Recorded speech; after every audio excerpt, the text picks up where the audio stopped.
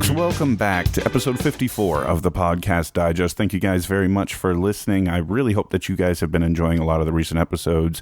It seems like you guys are. A lot of folks giving me great feedback on Twitter. If you're not following the show, that's at Pod Digest. And a lot of people are telling me they keep adding to their subscription list, so that means I'm doing something right, or at least I hope that I am. Telling you guys about a lot of great shows that I really hope that you're enjoying. I've been very fortunate to be joined by some great guests, especially this summer. It's really been a great time here on the Podcast Digest as I approach the 1-year mark on September 1st, coming up here in a little over a week, so that's pretty exciting stuff. Also really exciting stuff is my guest this week. This is actually the first time that my interview subject is making a second appearance here on the Podcast Digest, but in a little different form this time. In fact, it's been a very long time since this gentleman has last been on the Podcast Digest. It was way back on February 15th of this year, and he joined me with his colleagues from the full-blown Sharkdropper Studios. But this time I've got Kyle Appleyard, and he's here to talk about the brand new, upcoming, soon-to-be in your earbuds, Season 2 of Dopple Ave Hurt. Kyle, welcome back to the Podcast Digest. Hey, thanks for having me on, and congratulations for 1 year. Yeah, almost. Getting there. Yeah. I got a whole nother week. Somehow I got to figure out how to put out a show next week, and then it will be a year. That's a huge milestone, man. Like my podcast that I first started out with, Word of the Bay, it just hit episode number 100, and like that to me, I never thought I'd see that. Exactly. It's amazing how quick it comes, but then when you look back, how much work it really has been. I don't think the year has really surprised me as much as the consistency. I've actually put out a show every week for a year, and a couple of weeks I actually put out 2. So that's the part that really surprises me. How often do you go back and like listen to the early episodes and just like think about how far you've come? Some of the ones very early on, I don't want to listen to. I mean, totally agree. Episodes like the first 15 were not my proudest moments. They're still there, and people are welcome to check them out. Really, because I think there was some good content in terms of the actual shows I recommended. But in terms of my style and presentation, sound quality, the way I did the intro and outro was horrendous. But you're like, to me, you're like the godfather of like the community podcasting interviewer. Like you are, like, to me, you're what you're kind of the bastion, if you will, for for bringing new podcasts to the masses, or just for like the podcast community, or the small podcast community, if you will. Well, I really appreciate that, Kyle, and I try, and and I don't want to make this about me, but as I approach a year, I have been doing a lot of reflecting, and one thing I've done is kind of, I think, zeroed in on sort of my objectives. And sometimes I'm going to feature big stuff that a lot of people know, but I hope people gain value in the type of conversation I may have with the host, because hopefully they haven't heard that style of conversation with them before. But also while raising up a lot of shows that are new, that are small, that are just getting started, that I've found and people jump on board and enjoy. So and everything in between. So hopefully that's working. Not to immediately like derail, like to just go off on a tangent, but like like an interesting thought occurred to me. Like, do you listen to comedians who talk about like their class of like who they came up with, of like like Joe Rogan, he talks about he came up with Greg Fitzsimmons, for example. Right. Like, I feel like maybe that's kind of like what this is. Like, maybe we came up with Podcast Digest and Pretty Angels, Dark Freaks, and shows like that, where they were around when we were around, and we all kind of grew together. I do feel that way. I do feel there are a number of shows, especially those early ones, those ones that were very early on. I mentioned that you and your Sharkdropper Studios colleagues joined me back in February, and while I still honestly consider myself a next to nobody, back then I really was a nobody, and you guys agreed to come on and talk to me back then. So I mean, you're right, you guys, Dark Angels, Pretty Freaks, then there's so many, Moving the Needle, No Totally, How Is This Movie, and there's so many other shows that when I was nobody was willing to give me their time and hopefully enjoy a conversation, and like you said, hopefully all boats rise with the high tide. So that's what I'm hoping. Yeah, you introduced us to the MTL guys, and they were great. Like, we had them on the show, and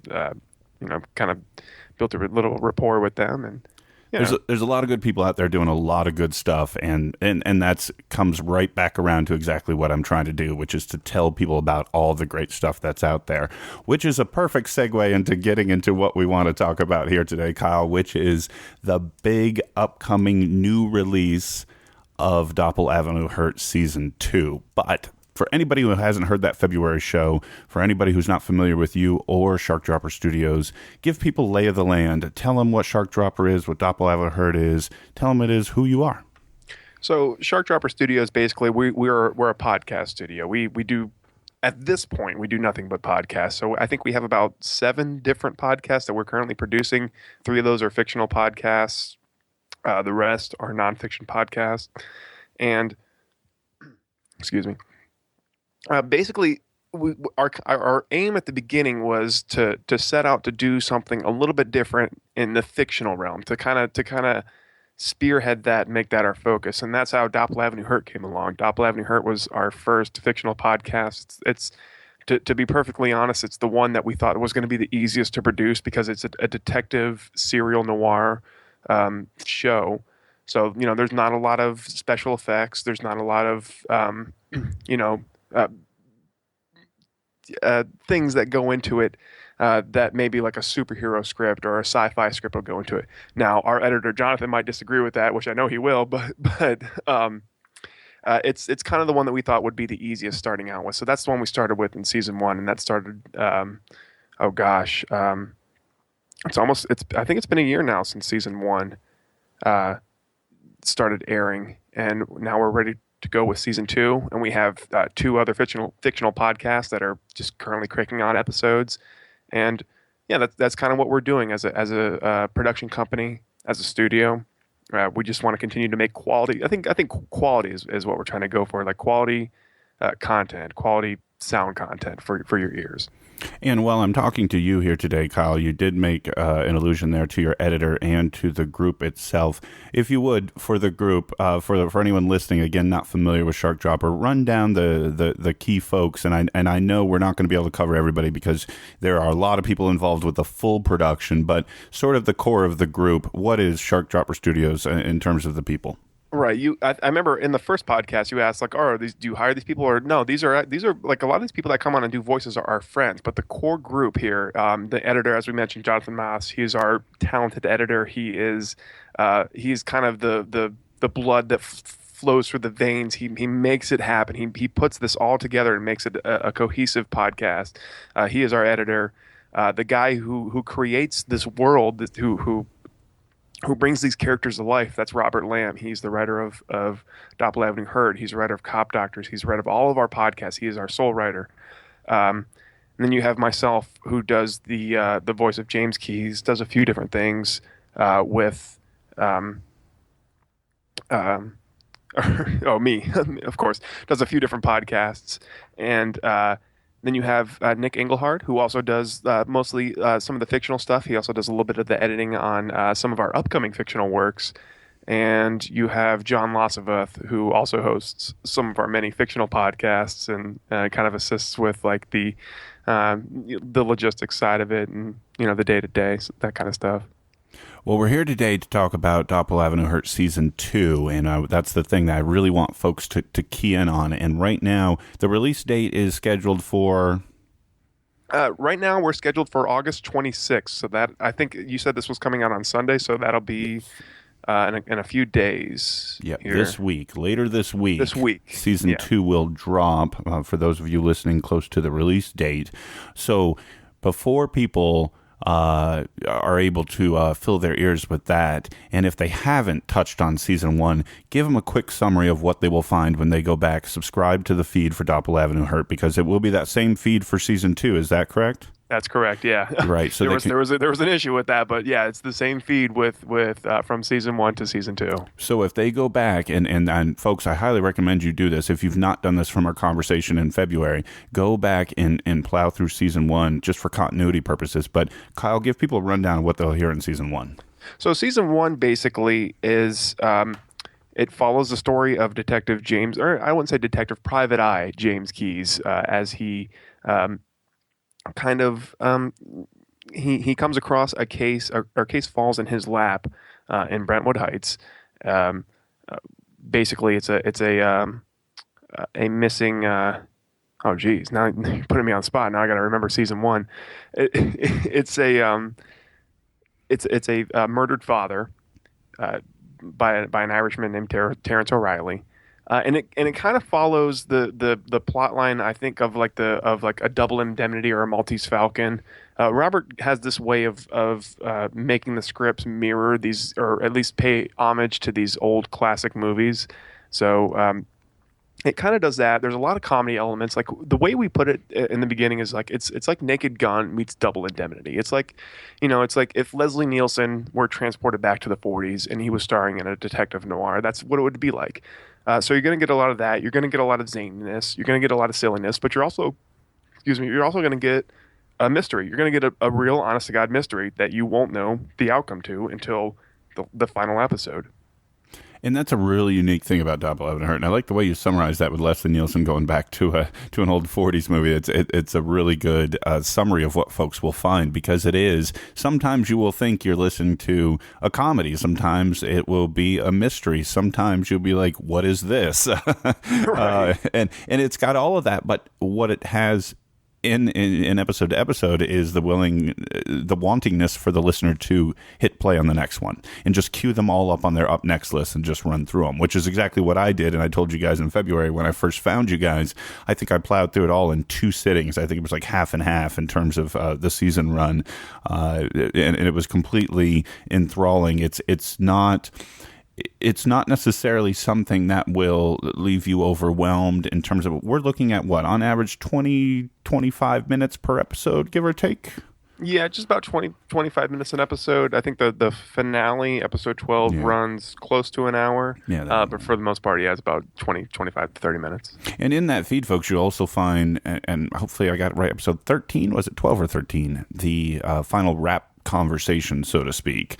Yeah, that's episode 12, or episode 13, rather. Which was super enlightening, and I was really happy you guys did that. It was sort of like a director's commentary that you'd find on a DVD TV season, and to hear that at the end of that experience was just a perfect idea to throw that into the feed, and I think will be a really rounding out the corners for folks in terms of what they've just heard.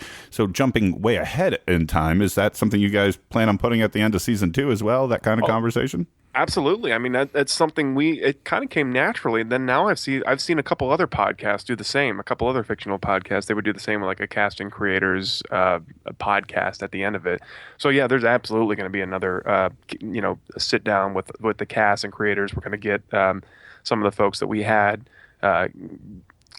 do voices for season 2. I don't know if I want to spoil anything just yet, but we're going to try to get them on to that show, and yeah, we're definitely going to do that. I see that in the future. Well, without spoilers, let's talk about season 2, and let's talk about it first in the differences in the experience. What was easier? What was harder? What did you guys learn the first time around? Sort of just kind of draw out the contrast between the experiences so far. So season 2, we actually started production on right after season 1, like the very first episode 1. That I started doing lines for as soon as I think it was right after we started releasing. It was around right after I stopped doing lines for season 1. I had season 2 right in front of me, so I just kind of kept going with it, and we kind of just kept producing and. That started production, I want to say, early this year, or not early this year. Yeah, I'd say like pretty early this year. Jonathan began producing that, and it's sort of been a process thus far. We're not even done as I talk to you now. We're not even done producing the last episode. We're at about episode 10, to be honest, and we'll have episode 12 done by the time it's ready. But like I haven't gone in to read lines for 12. I haven't read the script for 12 yet, because it's a tome. It's a giant tome of a script, and I'm a little bit dreading it, because if you have listened to Dopple Ave Hurt, if you're a fan of it, you know that Keys has a lot of inner monologues. So I know there's going to be just pages of monologue, pages upon pages of monologue, and I feel sorry for Jonathan, because he's got to edit that entire monster of a script. How's that I was going to say, how is that for you in terms of providing the voice acting for this? Is this something that, and I think we talked about this before, is this something that you feel comes naturally to you? You really have to work at? You're recording, 10x worth of stuff to get what's used? How does this process work for you? I mean, I've always fancied myself a voice actor, kind of making my life with my voice. So I've always enjoyed doing that. The basic process is I just sit in that our tiny studio, our tiny hot little studio with our microphone, with the script in hand, and kind of go through page by page, record a single page and export that as a single MP3. So if the script is 22 pages long, you have 22 MP3s of just me doing lines for that entire script, and I believe Jonathan's process is he works around those, and he builds the episode around those pages and kind of goes from there. So yeah, the basic recording process is we just none of us are actually together. We can't yourself, like it's impossible to schedule that many people to do something podcast related at the same time. So it's everybody coming in on their own time, recording lines, recording different takes, different inflections on each line, and then kind of Jonathan making the magic happen and putting it all together.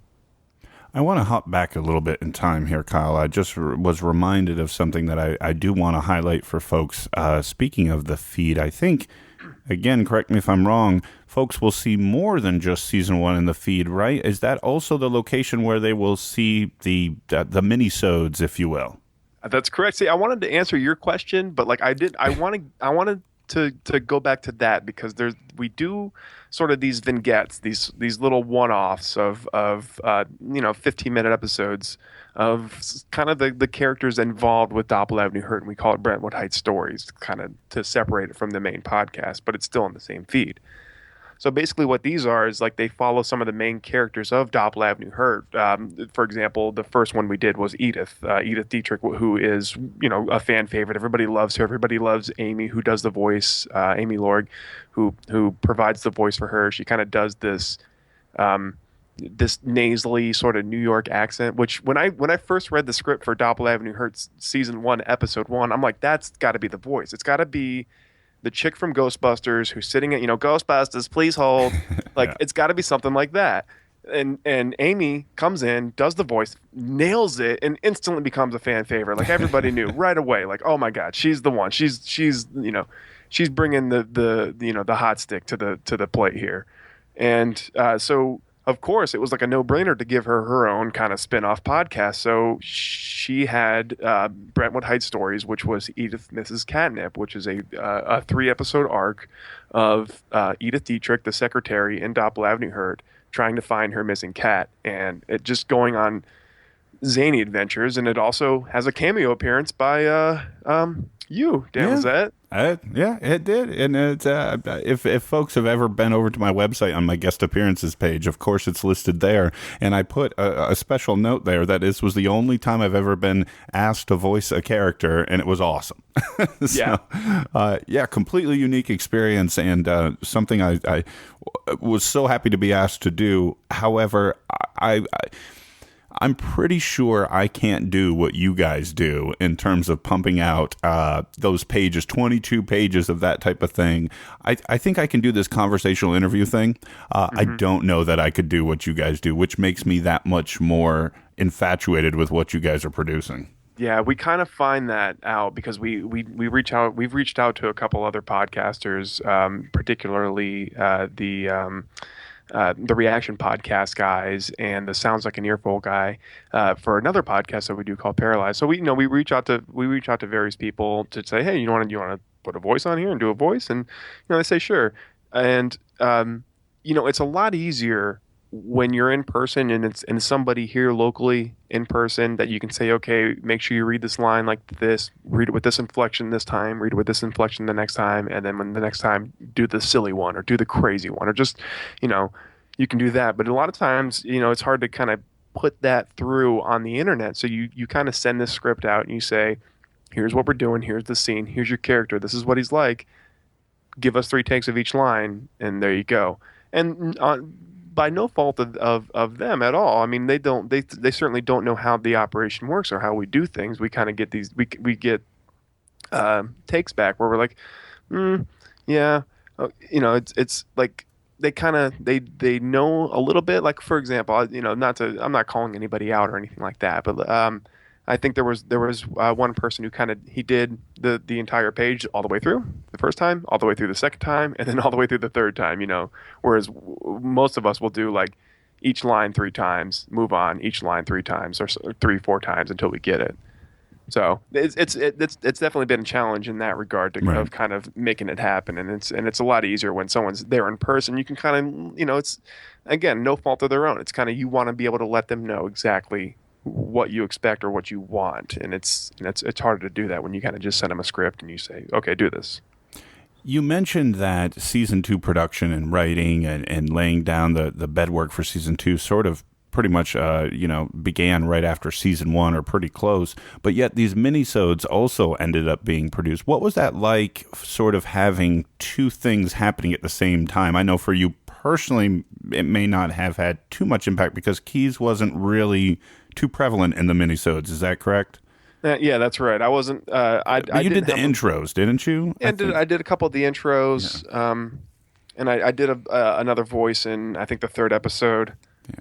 But for the group, what was that like, sort of doing it at the same time? Like, or is that something you guys are accustomed to because you have so many shows being juggled all the time? I think it's the latter, because it's Robert is a writing machine. He cranks out scripts, and if you ever see the studio that we recorded in, it's his house, but there's a little studio in the back. There is inevitably somewhere in that house, somewhere around there, is a giant stack of scripts, and I'm talking a giant stack of scripts of just things that he writes. He's written. He just writes. He just loves to write. He sits down, he puts on a little YouTube music, and he just gets to it and he writes. So, for him, he can crank that kind of stuff out. And for Jonathan, maybe not so easy. He definitely takes on a lot in terms of editing. But from what he told me, these were shorter episodes, so they were a lot easier to put out. Plus, he was, the people he was working with, was mostly Amy, myself, Amy and Robert, and a few other people. So there wasn't a lot of different people to kind of wrangle to get voices, and it was a little bit easier on him because they were shorter episodes, and they were kind of just easy to kind of crank out. So compared to everything else that we do, compared to some of the other fictional podcasts that we do, these little vignettes, they were fairly easy. And I say that with, air quotes. They weren't that easy, but I mean, compared to everything else. Right. So I wanted to cover that bridge of time between season 1 and 2. So let's fast forward back to season 2 and talking about the easier thing. Has this season 2 been easier because it was revisiting the same world, or is it, or because you guys have just become more streamlined with the workflows, with the process, or has it been harder or more pressure filled because you guys feel this sense of topping what you've done before or want to take it to the next level? Sort of which side of the coin are you falling on? I will say that it's been a little bit easier because at this point last year when we were releasing season 1 rather, we weren't even, I don't think we had 5 produced. I think we might have had 6 produced, but there was a point where we were under the gun, or rather Jonathan was under the gun to get the episode out because we were premiering it the next week. So there was definitely a big rush at the end of season 1, which we kind of sat down and said, okay, never again. Lesson learned. Lesson learned. And we kind of began production. It's been kind of a slow burn ever since the end of season 1. So, I mean, season 2, episode 1 has been produced for months now. I mean, that thing has been completed. We've already listened to it, heard it 1,000 times by now.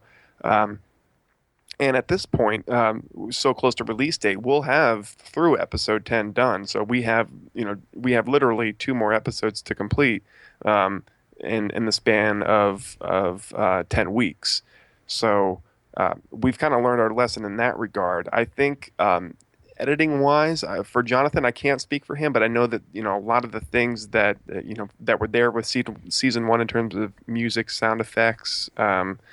they're still kind of there. So he's gone. In fact, yeah, I do know because he's told me it's gone from taking him, you know, a, a matter of a couple of days to do a podcast to where he can kind of sit down in a matter of 12 hours or maybe even less and edit it through. He's kind of gotten the paces right. He's gotten things down to where he can churn it out faster, especially with doing another fictional podcast that we do called Paralyzed. So yeah, I would definitely say that it's been a little bit more streamlined. We're kind of getting faster as we go along. We're getting better at understanding each of our roles and what we all need to do to get this sort of a thing out on time. You mentioned Paralyzed, and I do want to come back and talk about that in just a little bit. But before we leave the season 2 conversation, I will tell folks I have heard the first 3 episodes of season 2. They're excellent, and without spoilers, I want to tell folks how I did that. Or better yet, Kyle, why don't you tell folks how I've heard the first 3 episodes of season 2? I will. So, Dan, you convinced us. You said, why aren't you guys on Patreon? And we said, well, we are, but we don't really kind of take it seriously. And you're like, take it seriously. Like, you need to be on Patreon.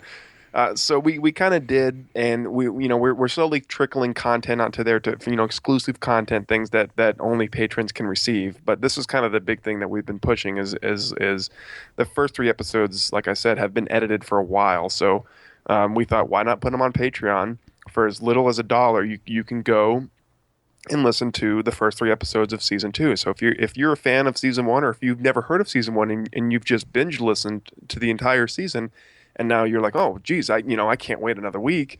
I want to hear the next 2 episodes. You can go on Patreon right now and you can get those 2 episodes by becoming a patron. I think it's only $1 to donate, and you can get all 3 of those episodes and listen to them right now as we speak. Exactly. And folks, so what Kyle's talking about is if you're hearing this now before or after the episode 1 of season 2's out, and you've made it through season 1 and you're like, this is great, I want more, hop on, pledge $1, or more. And those first 3 are out there. And soon the releases will catch up with what's out there. But really the point is what's $1 a month? Right. That's the level I'm sponsoring at, and it's not because I'm necessarily super cheap, although some people may say so, but I'm actually doing that for like 10 different shows.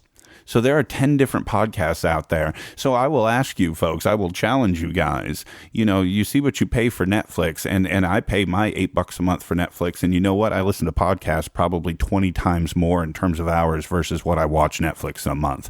So you know what? For me, I found my 10 favorite shows that were on Patreon. I clicked them all at the $1 rate. And you know what? I know it's not much, but if everyone who is a fan of these shows did that, people like Kyle and Sharkdropper Studios and all the shows that you guys like would have a much easier time delivering what they deliver week in and week out. Mm-hmm. I mean, $1 is a hell of a lot. That's all we are really asking for. We only want $1. If everybody pledged $1, we'd be fine. So exactly, yeah. And that's the thought, right? And so the link to the Patreon is definitely in the show notes, folks. If this sounds like something you're like, I can do $1 a month, if nothing else, just because Kyle sounds like a super cool dude, yeah. Even if you don't listen, the link is in the show notes. So just scroll over to the show note page, click that link, it'll take you right in. And Patreon's super easy to use, guys. I get an email every month. You've been, your contributions have been processed, and there's all my little shows, and there's my little $1, and boom. And then every once in a while, the creators send you emails and say, hey, because you are sponsoring, you now have access to this or that, or whatever the case may be. So anything you can share for folks that maybe you guys have considered moving forward as potential future Patreon spiffs? We have a non-fictional podcast called Swimming Lessons, a David Schwimmer podcast, which we release on Patreon, exclusive to our patrons. We've thought about doing some exclusive video content, perhaps releasing a best of our various non-fictional podcasts, because we've got a ton of them. Kind of cutting together the best takes, or the best the funniest moments, or the most intriguing moments from those podcasts.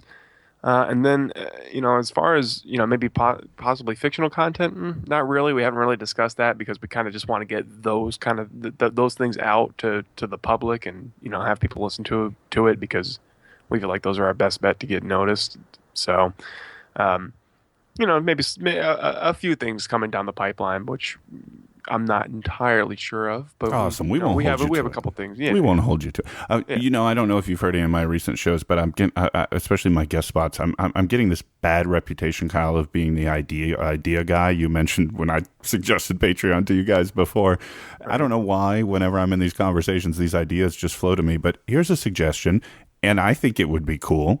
How about like you guys have the first 3 episodes of Dopple Ave Hurt season 2 on their Patreons? You know what would be cool? How about the accompanying PDF of the script?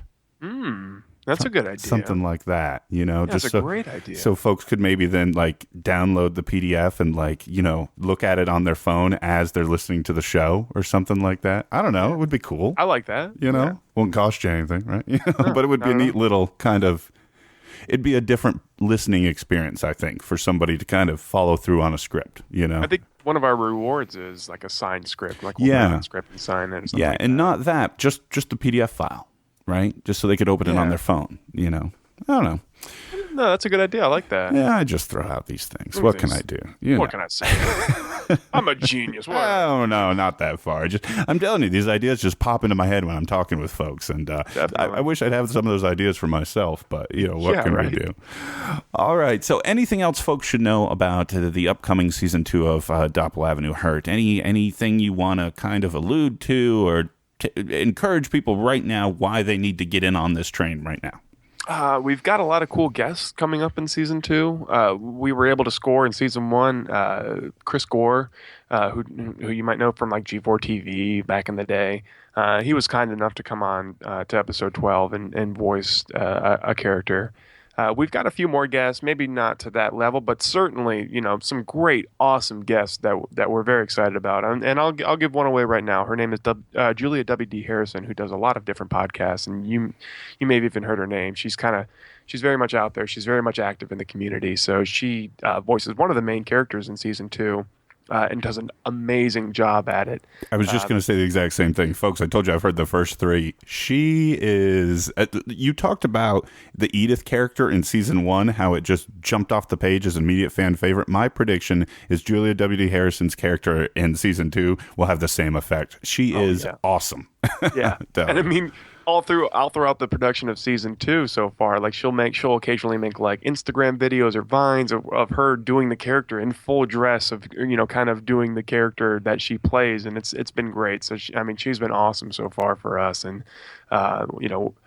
we've got a couple of guys, or Jonathan, Robert, and John are going out to LA Podfest to meet her, and you can meet them there as well. They'll be at LA Podfest, kind of schmoozing and meeting people, networking, if you will. Very nice. But as far as season 2, if you're a fan of season 1, season 2, everything's kind of kicked up a notch. In terms of the production value, in terms of the music, in terms of the dialogue and the scripts, everything is kind of turned up in this season. We're getting better as we're going along. I mean, if you listen to episode 1 of season 1, it's night and day from episode 12 of season 1. So we've gotten that much better as season 2 goes along. We've all kind of learned how to play these characters. We learned how to get into these characters better, and it sounds awesome, and it's hilarious so far. The episodes that I've heard, the episodes that I've signed off on, they've all been amazing. So I highly encourage you that if you haven't heard season 1, go check out season 1, and season 2 is even better.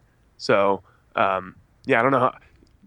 Listen to it. Go listen to it. Oh my God. I'll just throw in one more thing on this. When I started, when I logged into Patreon earlier this week and I started going through the first 3 in preparation for our conversation today, folks, I will tell you this much about it. Within the first 90 seconds of the first episode of season 2, I literally couldn't stop laughing. I literally couldn't stop laughing for a good like half of that episode, and it was funny because I actually had to hit rewind on the first one and go back because I was missing several minutes because I just couldn't stop laughing about the opening scene. Exactly, and I could not. It was brilliant way to start that whole scene out and laying the groundwork for a season 2. So we have these meetings for every episode. We all sit down with these meetings, and by this time Jonathan has heard it numerous times by just editing it, listening to it, mixing it, going through it. Robert has written it. He's also heard most of the people do the voices of the characters. All of us are kind of aware what's in the script, and there's nothing that comes as a surprise. But when we all sit down and listen to it, we're all laughing. We're all sitting there and laughing because it's so damn funny. Yeah, absolutely. So that's Dopple Ave Hurt Season 2 coming this week, folks. Get on the bandwagon, check it out. I assure you that once it's in my podcast feed, I will be tweeting about this. So get in on the conversation. You will not be disappointed. But I want to go back and talk about a few things we just sort of glossed over a little bit, Kyle, before I let you go. You mentioned Paralyzed, and I know that this was a big enterprise, a big effort for you guys over the spring and summer. For folks maybe looking for a little different change of pace, tell them about Paralyzed. I mean, it's night and day from Dopple Ave Hurt. It's a completely different show. There's no comedy in it whatsoever. It's a psychological horror podcast. Is the best way I can put it. We're trying to scare people through audio. We're trying to elicit emotions of fear. And it's a very slow burn podcast. It basically follows kind of the classic horror trope of kids going camping in a cabin in the woods. Oh my God. But it's a lot more than that. And it's very nuanced. There's a lot of things that you would miss on your first playthrough that when you listen to it on the second playthrough, you're like, oh my God, like that was terrifying. How did I not understand or realize what was happening there? But it is a psychological horror podcast. It stars Jonathan, our editor, as David, who kind of suffers from sleep paralysis. I'll put it at that. He has a problem with sleep paralysis, and that kind of comes to fruition at this cabin. And that's really all I can say without giving too much away. I play Seth in it, who is kind of like his best friend, his best buddy, his annoying best buddy. Julia W.D. Harrison is also in it. She plays a role in it, and it's hard to describe because it's kind of a podcast that you just need to listen to kind of understand it, because it's a podcast where there's a moment in each episode where you're like, oh my God, like did that really just happened? Or you kind of you go and check them where the lights are and you turn the lights on. Like the same thing with Dopple Ave Hurt, where we all sit in a room and we still laugh at it because it's hilarious, is with Paralyzed. We're all sitting in a room. We're all kind of like, guys, you want to turn a light on or something? Do you want to you want to play some music or something? I'm kind of freaked out right now. Let's go watch Seinfeld for a few episodes. And you're right. I don't want to give anything away either, because that's doing a disservice to the amount of work that you guys have put in. And I say that because the one question I do want to ask about it is, Jonathan, your editor and also the lead in this show, has this been his like greatest challenge yet, so to speak? Because the editing just sounds gargantuan. Yeah. I mean, he when he took on this project kind of described it as, masturbation, because he loves this kind of stuff. He loves the horror genre. He loves to kind of freak people out, and he loves to play with sound in such a way to mess with somebody's head. So this to him is like what he loves to do. So he's in his element in this, and it really shows through in the editing, and he and especially in the acting as well. He's able to elicit fear out of the smallest little things in the editing, and for him, it's I don't know how he does it, but it's incredible. I don't ask questions. He edits it, and it's like, oh, it's amazing. But like he also there's also original compositions that he does in there. He plays the instrument and makes some of the original music in there, as well as I think we had a guy also provide a score for it. I can't recall his name. But yeah, he does a lot to make that podcast sound the way it does. I want to change directions a little bit here, Kyle. Sure. One, because I don't want to give away anything else on Paralyzed, but a thought just struck me.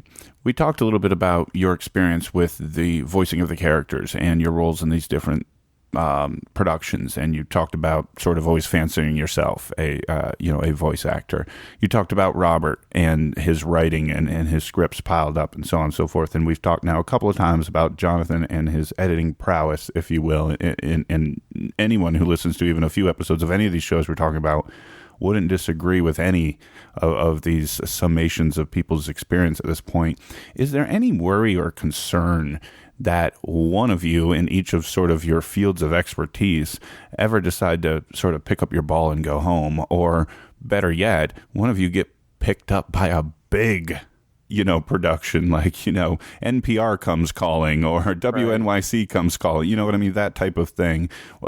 Any thoughts to that on what would happen? And that's a concern. I mean, I'll be lying if I said I haven't thought about that, because it's we have so much talent around us that it's like if one piece of the cog goes, then it's kind of like it all falls apart. And I don't want to say it like that, because I feel like, should Robert stop writing, maybe we could all rise to the challenge and find out what James Keyes is up to next. Or if Jonathan stops editing, maybe we can all rise to the challenge and put out a show that's edited similar to what he does. But it won't be the same. I they're all pieces to this awesome machine. And if one of them leaves, I don't know. It would be a major problem. You could see a shutdown, quite a bit of a big shutdown, which I hope never happens. Well, but, and if it did happen, hopefully it would happen in a way that was due to any of you or multitudes of you being recognized and rewarded for the excellent amount of work that you guys have demonstrated and the talent that all of you have shown. You know what I mean? That it is this, hey, I just got the 6-figure job at the studio. You know what I mean? That type of breakup. And then, like you said, maybe then it could just be a pivot, a minor rebrand in a slightly different direction. But the train keeps moving, something like that. I mean, it's certainly a possibility. I've always considered that as a possibility. Like, Jonathan gets an offer from, like you said, NPR to edit this show, and he goes off and does that. I would be ecstatic. I would be over the moon, because he found this amazing job. He's got this dream job that is going to pay him, so much money, and this is what he wants to do. I would be over the moon. Same with Robert. I mean, if for some reason some Hollywood production studio comes a knocking and they say, hey, I want you to write the screenplay for this and that and the other. Yes, hell yes, man. Awesome. Yeah. It's just I want to see my friends succeed. And I think the rest of you guys would find a way. Like I said, it would just be, a pivot and a rebrand and, maybe a slightly different direction, maybe a launch of a new show with maybe a little less writing or maybe a little less editing or a different style that one of you could learn or handle or maybe they could help you on weekends, or something, so I bet it could continue it. And it would really be a shame if it didn't, because if Sharkdropper Studios evolves to the point that it's launching talent into the stratosphere, it would be a shame to see it not continue. Yeah, well, we've been dabbling in a little bit of cross training. I mean, none of us have really gone into writing and doing a little bit of writing, but we've certainly done a little bit more editing, myself included. Actually, there's a show that we do now called Cop Doctors, which I edit entirely, and it's been a huge learning experience for me, and just it just makes me so sympathetic for Jonathan, because the Cop Doctors is a tiny podcast, maybe 10, 15 minutes at the most. And that to me is like a gargantuan task. I'm like, oh my God, like, how does he do this? Robert actually is editing a podcast, a post-apocalyptic podcast called End of All Hope, which is kind of goes into, the end of the world and what happens then. And, a post-apocalyptic future.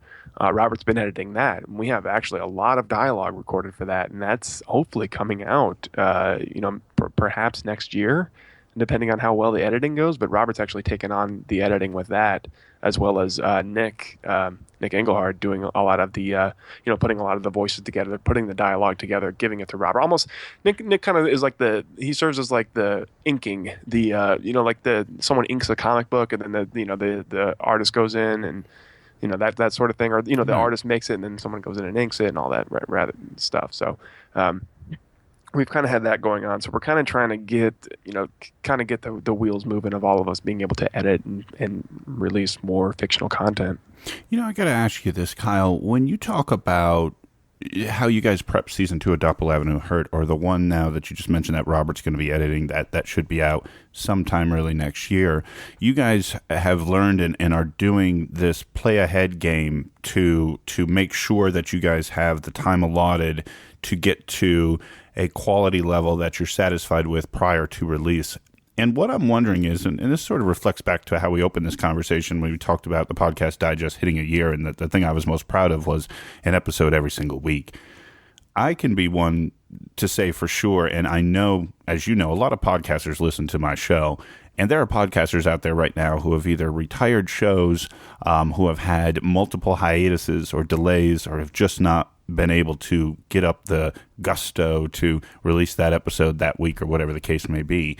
I know what it's been for me every single week, but you guys are in a completely different world, playing so far in advance. How do you guys individually or collectively maintain the faith, so to speak, of all this time and effort? And is it knowing or hoping that there's going to be a payoff in the end? Mindset-wise, what could you tell folks who are facing the idea of keeping something going or wondering, is it worth it? I mean, they say do what you love and the money will come, right? I mean, just waiting on the second part. Yeah, exactly. I mean, we're driven to make this into something bigger than it really is, or than it is now, rather. So that's kind of the engine that drives all of us. And then we all kind of keep each other honest. It's kind of up to each of us to make sure that we're all kind of putting in our part to make this what we want it to be or what we see it being. We're on Patreon for a reason, or we go on Audible and we sign up for the Audible sponsorship, or go on Amazon. We're trying to kind of make this our jobs. We'd love to all quit our jobs and just do this full time and have this be what we do. And that's kind of the engine that drives us. And we're all very much focused on that. It's been an incredible thing because everybody, it's hard to find a lot of people that share the same vision as you. And here we have, here I have, or we have 5 different people that do have that vision and want to see that come to fruition. So, it's as of right now, it's very much a hobby for all of us. I say hobby, and I use that term very loosely. Hobby. I mean, it's a lot of hard work that goes into this quote unquote hobby, but it's something that we all kind of do outside of our day jobs and when we have the time. And I've certainly had to give up a lot of things, and Robert and Jonathan and Nick and John have all made sacrifices in their life just to see this thing continue to move and continue to go, this machine continue to turn. What would you tell an individual, or maybe a couple, that, it's just 1 or 2 people that starts to wonder 10, 12, 15 episodes into their little show they record in their basement, and they start to get dissuaded by numbers or by feedback or whatever the case may be? You guys were there at a point, right, when you guys first started this enterprise. We're still there. I mean, we're still fighting for reviews on iTunes, and we want people. But you guys have shown that mettle that's needed to drive forward to do what you guys are doing. Any advice for those folks who could be listening to this conversation? Just don't stop. Don't ever stop. I mean, stopping is you started for a reason. So why would you stop it? It kind of goes against, why you started in the first place. I mean, just keep it going, keep putting out content, no matter what. I mean, even if you're used to doing an hour-long podcast, you can only get in the studio for 20 minutes and do the podcast. So be it. I mean, there's been times on Word of the Bay where a couple of people can't make it. So I've always thought, like, hey, if 2 people can't make it, and it's just me. I've never done it before, but you know what? I'm going to sit in front of a microphone and put out an episode because I want to see it continue to move. Just keep it going, never stop. Keep the engine turning, and that's what I feel like the key to that is. And as well, Tim Ferriss is a guy that he's written a lot of books. He has had New York Times bestseller, but he said something that kind of resonated with me. And he said, people will always there will always be an audience for quality. People always want to hear quality content. So do everything that you can to make it a quality podcast. I have a lot of people that reach out to me and ask for advice on how to make a quality podcast. And I always tell them, you can do this. You can go and buy this mic and put out this podcast. Yeah, fine.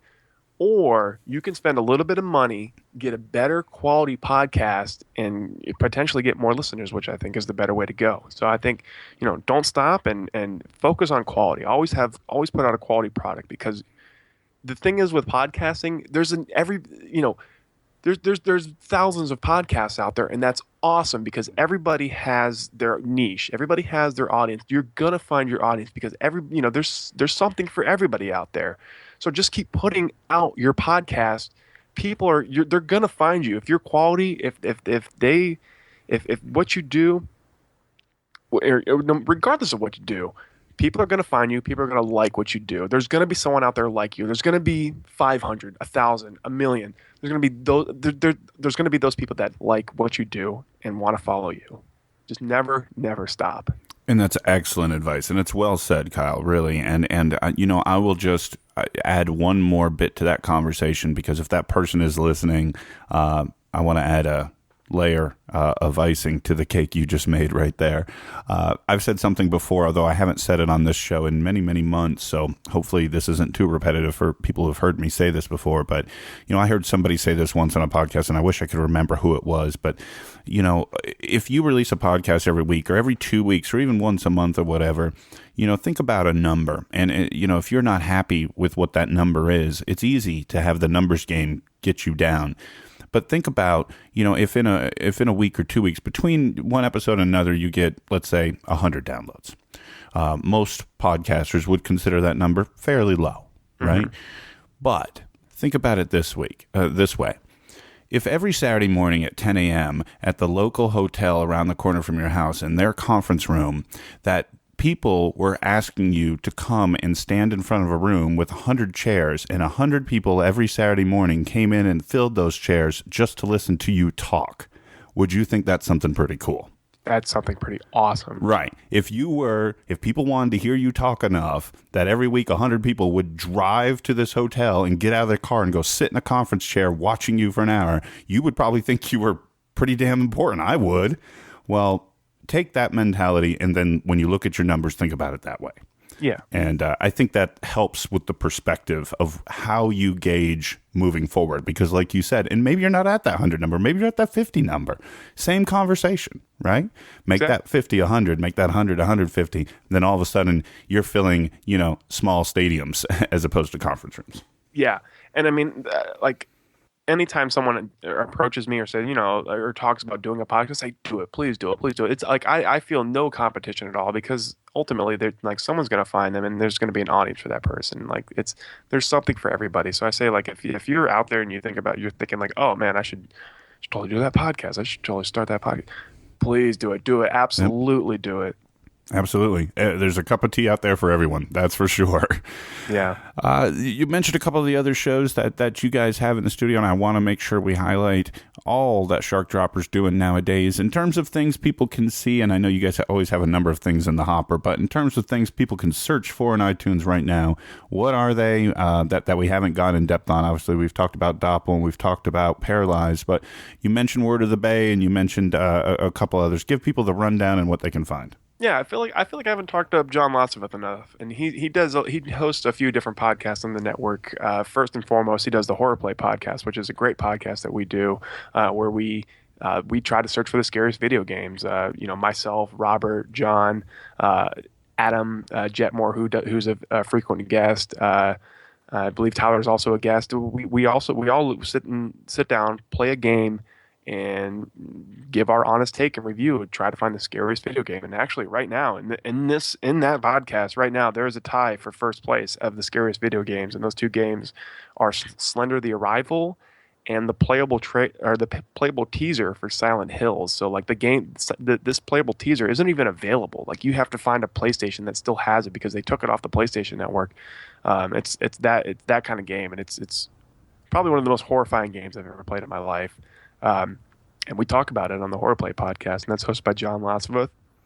He also does a podcast called the Movies, Films, and Flicks podcast, which is movies, films, and flicks. I mean, they go through a lot of different things. They kind of have a different theme for each episode. They have sort of a direction for each episode, which is awesome, which is very unique to our network, at least. They kind of go in with sort of a plan rather than just hitting record and saying, hey, let's go and talk about something. So that's a very enjoyable podcast. We also have one called Top 5, which Jonathan Moss, our editor, hosts, which is our top 5 favorites serials, or top 5 favorite video games, or top 5 bands we hate. We go through that, and it's kind of a little bit different from your basic podcast. There's a little bit of post-editing involved. There's a little bit of there's some music cues thrown in there. There's some sound effects thrown in. There's a little bit of that. So that kind of separates it from the pack. And of course, we have the Sharkdropper podcast, which is the Sharkdropper podcast. I mean, it kind of came along as being the kind of the home base for all of the podcasts that we do. To just kind of sit down and talk about, what we're doing, the projects that we're working on, kind of, what we see ourselves, how we see things going, what we want to do. So that's kind of in the Sharkdropper podcast, how we thought it would start out as. But what it's become is kind of this ridiculous, improv meets current events. It's a podcast, but we do, Jonathan, Robert, and I do a hell of a lot of improv. Dan, you've been on it before, and, we kind of just get a little silly and, talk all kinds of things, a range of things. Oh, and what am I forgetting anything? Well, we only touched briefly on Word of the Bay. Oh, well, Word of the Bay, we are all from the Tampa Bay area in Florida. So if you're not familiar with Florida, if you look at a map of the United States, you see Florida, you see that tiny little peninsula, the sub-peninsula located on Florida, that's us. And that's the Tampa Bay area. And Nicholas Engelhardt and myself are very much into Tampa Bay sports, whether it be the Tampa Bay Rays, the Tampa Bay Lightning, the Tampa Bay Buccaneers. So we kind of sit down, we talk about that, but we talk about it in our way. We kind of offer our own takes. Our thing is, like, we don't pretend to be smarter than you. I don't pretend to be some guy in ESPN. I'm just a guy who's going to give you his take on sports. It might be wrong. I might be a little drunk. But it's how I feel, and we just try to be entertaining. We try to add some humor element to it. We play a few games. Even if you're not into Tampa sports, but you're just into sports in general, we usually touch on national topics that are happening in sports, and then we kind of go off into our little segments for the individual teams. So that's a lot of what we do on Word of the Bay, and I think that is it. We have a couple other in the works. We have an Academy Award podcast called Snubbed that's coming out.